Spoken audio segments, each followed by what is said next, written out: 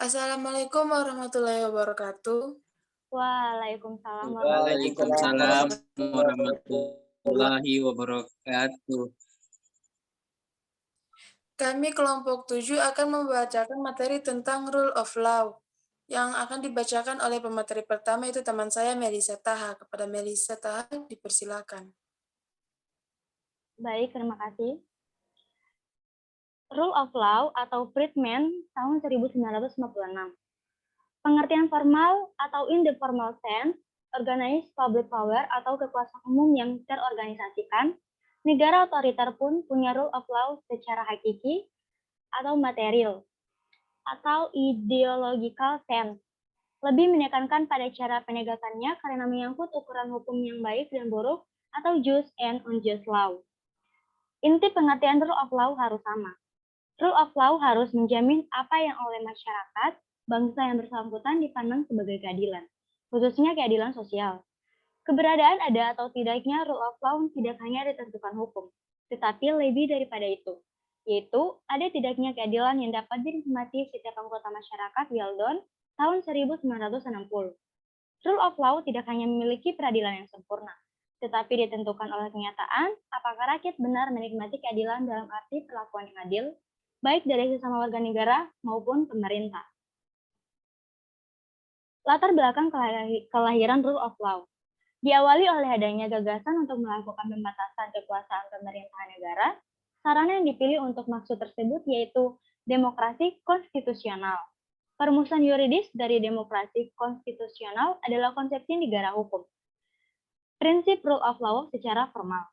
Pembukaan UUD 1945 bahwa kemerdekaan adalah hak segala bangsa karena tidak sesuai dengan peri kemanusiaan dan peri keadilan, kemerdekaan Indonesia yang merdeka, bersatu, berdaulat, adil dan makmur untuk memajukan kesejahteraan umum dan keadilan sosial. Disusunlah kemerdekaan kebangsaan Indonesia itu dalam suatu Undang-Undang Dasar Negara Indonesia, kemanusiaan yang adil dan beradab, serta dengan mewujudkan suatu keadilan sosial bagi seluruh rakyat Indonesia.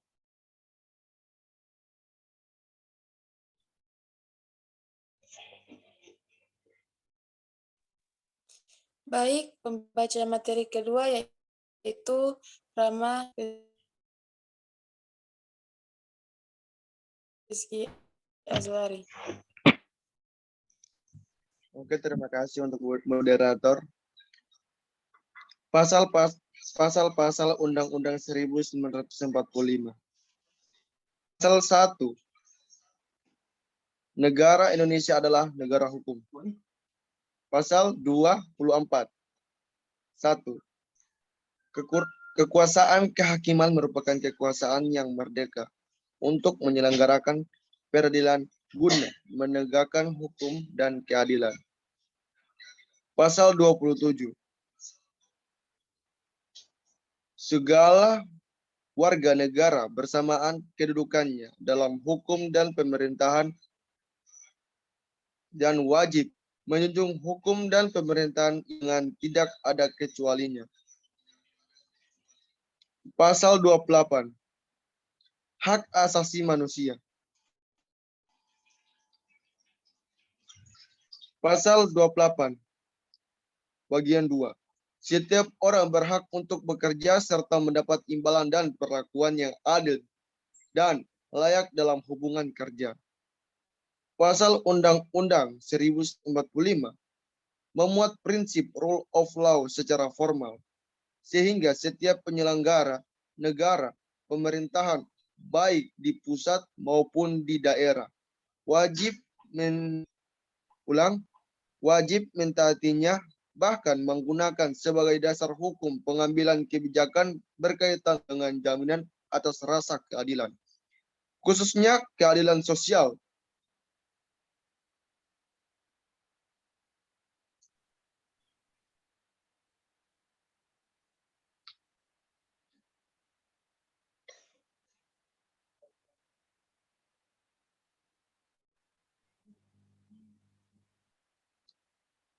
Unsur-unsur rule of law menurut A.V.DC. 1. Supremasi aturan hukum.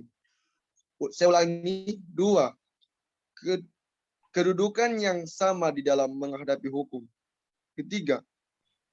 Terjaminnya hak-hak asasi manusia oleh undang-undang serta keputusan-keputusan pengadilan. Syarat-syarat dasar untuk terselenggaranya pemerintahan yang demokrasi menurut Law. 1. Adanya perlindungan adanya perlindungan konstitusional. 2. Badan kehakiman yang bebas dan tidak memihak. 3. Pemilihan umum yang bebas. 4. Kebebasan untuk menyatakan pendapat. 5. Kebebasan untuk kebebasan untuk berserikat atau berorganisasi dan berposisi pendidikan kewarganegaraan. Oke, terima kasih moderator.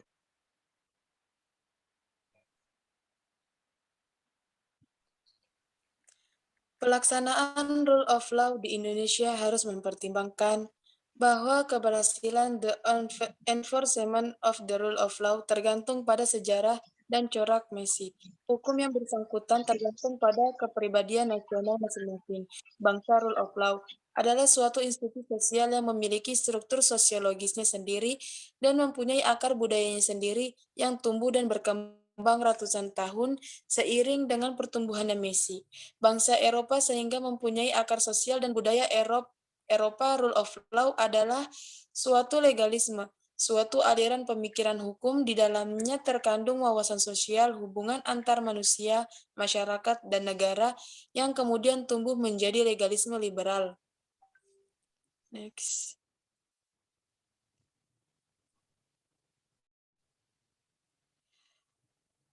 Sudjipto Raharjo tahun 2004, Indonesia butuhkan penegakan hukum progresif. Ideal hukum yang menuntut diwujudkan hukum pro rakyat dan hukum pro keadilan, hukum progresif, cara mengatasi keterpurukan hukum di Indonesia, asumsi dasar progresif, hukum adalah untuk manusia, bukan sebaliknya. Hukum bukan merupakan suatu institusi yang absolut dan final. Hukum selalu berada dalam proses untuk terus menjadi law as a process, law in the making. Adapun negara yang merupakan negara hukum memiliki ciri-ciri: 1. Ada pengakuan dan perlindungan hak asasi. 2. Ada peradilan yang bebas dan tidak memihak serta tidak terpengaruh oleh kekuasaan atau kekuatan apapun. 3. Legalitas terwujud dalam segala bentuk. Next.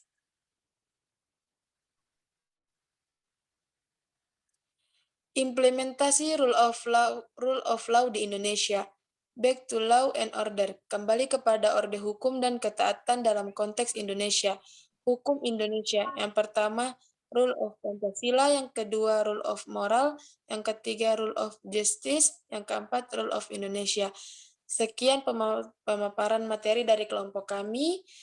Jika ada yang ingin bertanya, dipersilahkan.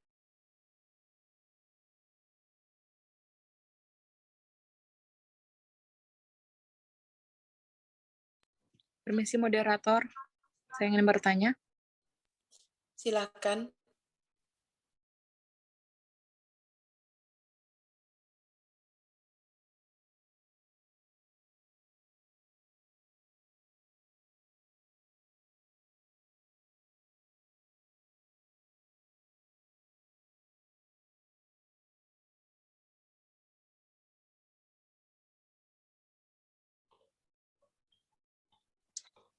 Saya ingin bertanya. Sebelumnya, perkenalkan saya Widi Astrumenta dari kelompok 1. Pertanyaan saya, apakah rule of law masih relevan di Indonesia? Sekian, terima kasih. Baik. Apa ada yang ingin bertanya? Izin moderator. Oke. Silakan. Perkenalkan, nama saya Putra Miabu Samad dari kelompok 9. Pertanyaan saya yaitu bagaimana peranan kewarganegaraan di masa pandemi sekarang ini. Terima kasih. Apa ada yang ingin bertanya lagi?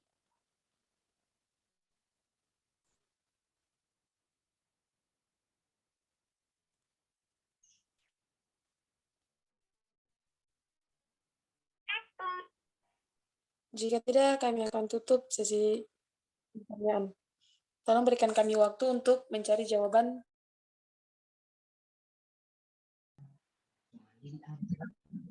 Baik, saya akan menjawab pertanyaan dari Widya Sutil Menta, yaitu apakah rule of law masih relevan di Indonesia?